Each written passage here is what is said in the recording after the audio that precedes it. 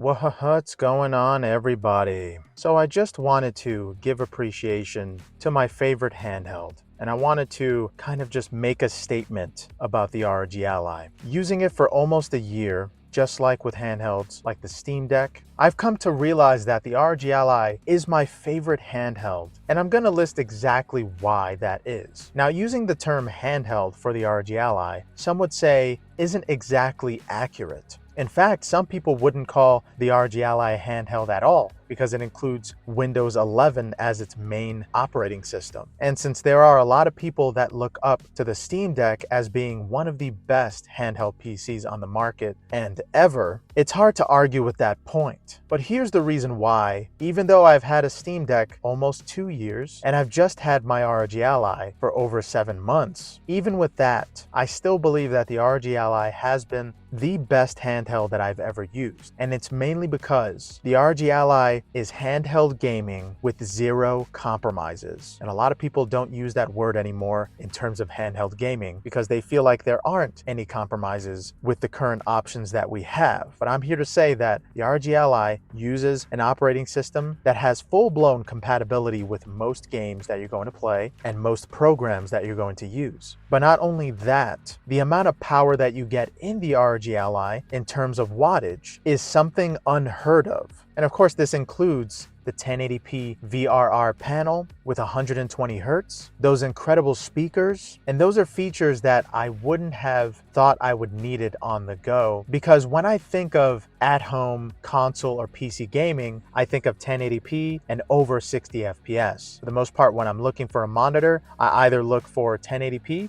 or I look for something that's over 60 Hz. But now, with handhelds like the ROG Ally, you can game on the go at 1080p and 100 FPS. And that's simply something I never thought I would get to experience on the go, in my lifetime anyway. All I really wanted was to play all of my games on the go, and the Nintendo Switch was the beginning of that fantasy. But now here we are 6 years later, playing handhelds that can have up to 30 watts with 1080p and 120 Hz. And a lot of people out there, of course, say that if you're gaming at 1080p, most likely you're not going to be able to hit 120 Hz. Well, that's simply wrong. For the most part, if you set your game to low settings, or if you're playing an older title or old-ish title, you're most likely going to get 1080p with 120 Hz. And I've seen that over and over again. But for the majority of my experiences with the ROG Ally, it has been perfect. Now, of course, there have been some hiccups, but that's mainly due to launchers and just Windows in general. The ROG Ally is not really completely to blame for some of these glitches that I've seen, but there are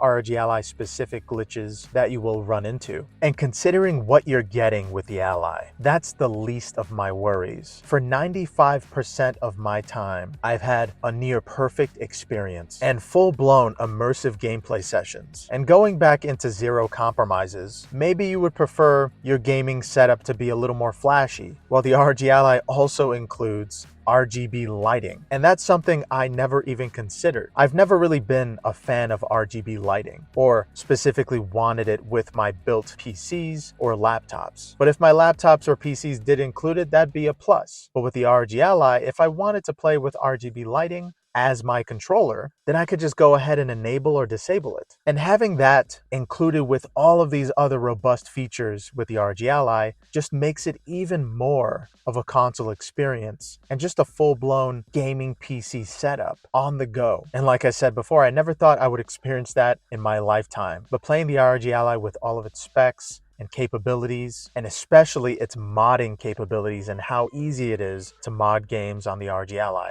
A lot of people say that you can still mod games on the Steam Deck, but there are certain compatibility issues there as well. And of course, if you put a Proton layer on it, that doesn't mean it's going to work 100% of the time. But if you are playing with Windows 11, it is guaranteed to work. Of course, if the game is like a Windows 2000 game, then of course it's going to have some compatibility issues. But there are always workarounds for those older titles to work better on Windows. And even though I agree with a lot of people in terms of the fact that Windows isn't a great operating system for a handheld device. I also disagree with that point because Windows does provide the full gaming PC experience. You have every tool at your disposal, as well as every game you can imagine. I currently have over 1,600 games, and they all work with flying colors. And not just because the Ally has RGB, but nearly every game I've thrown at my Ally has worked perfectly. There are certain exceptions, of course. There are always exceptions, but there are even more exceptions with Linux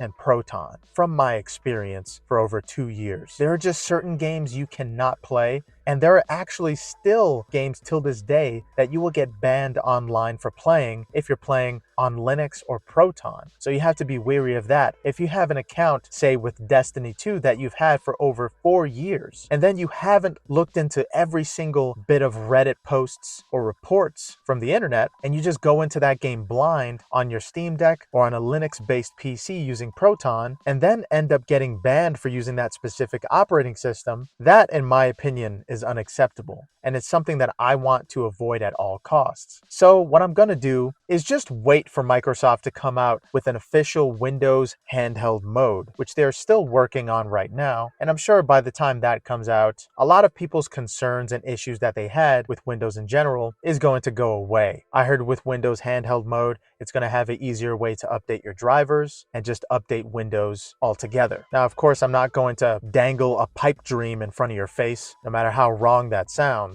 We should just accept what we have now. And for what we have now with Windows and the workarounds you can do to make it a better experience, to me, gaming on something like an ROG Ally with Windows as its base operating system is truly playing your favorite games on the go with zero compromises, with every tool at your disposal. And that's something I've wanted to do, and I didn't even know I wanted to do for a very long time. And I feel like the ROG Ally is a perfect beginning to a different experience that we can have with Windows and just PC gaming altogether. It's the start of something new and the start of something great. And of course, there's a lot of optimization to be had and a lot of fixes to go through every single Windows handheld, especially with something like the MSI Claw. But as far as we've come and the way it's going right now with these Windows handhelds, I feel like it's a great start. I'm not ignoring the fact that we have a long way to go in terms of Windows handhelds, but I believe that we can get there as long as we continue to support every type of handheld that comes out, especially the Steam Deck. Steam Deck has made all of this possible, and now it's made gaming on the go without any kind of sacrifice or compromise possible as well. I believe that the Steam Deck was the first stage for handheld PCs, and the ROG Ally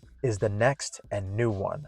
I don't feel any kind of pressure or limitation with the ROG Ally. I don't feel like I need to put some kind of new layer on top of it so that a game stops glitching out or stops crashing, or just to get the game to work properly. I feel like everything is there and everything is how it's supposed to be on this handheld. I don't feel like I give up anything for this, even comparing it to a full-blown gaming laptop like my Alienware X14. The ROG Ally still holds up because of the hardware that it has inside and the attention that has been given to it. But yeah, let me know what you guys think about the ROG Ally. I just wanted to make this video to just praise it and to make sure that everybody knows that this is an incredible handheld. But yeah, thank you guys so much for watching. Hope you have a good one.